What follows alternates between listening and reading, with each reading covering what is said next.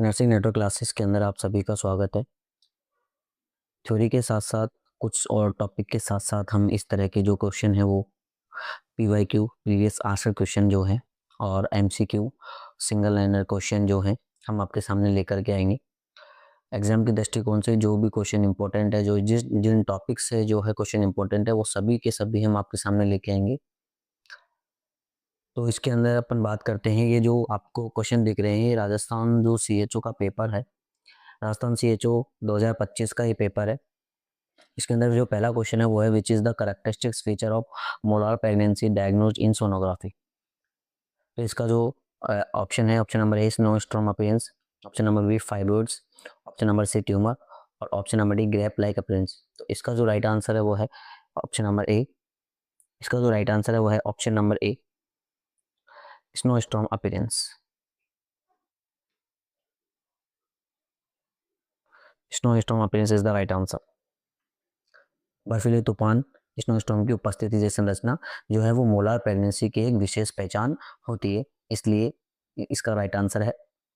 Question number 2, during lactation a mother fluid intake should be, choose the most appropriate option from below. नीचे से एक बहुत most appropriate जो सबसे अच्छा जवाब है, जो सबसे उपयुक्त विकल्प है, उसे अपन को चुनना है।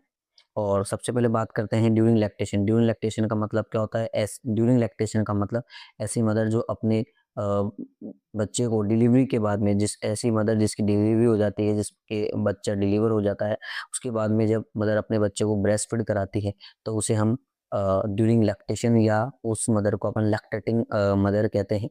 ठीक है, तो इसके अंदर ऑप्शन नंबर ए है increase to meet milk production demand, decrease to avoid weight gain, kept the same as before pregnancy और रिड्यूस द प्रिवेंट ब्लोटिंग।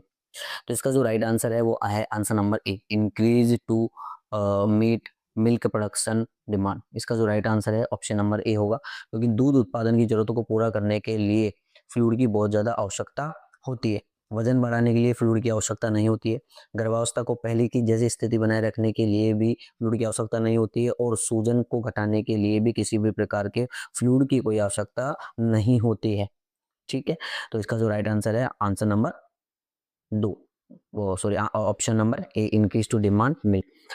और उसमें है, उसके बाद में option number answer question number 3। और जो क्वेश्चन नंबर 3 है,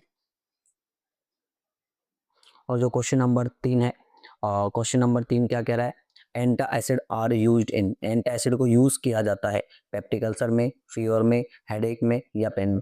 ये क्वेश्चन आपको हमें कमेंट करके बताना है इसका आंसर क्या होगा।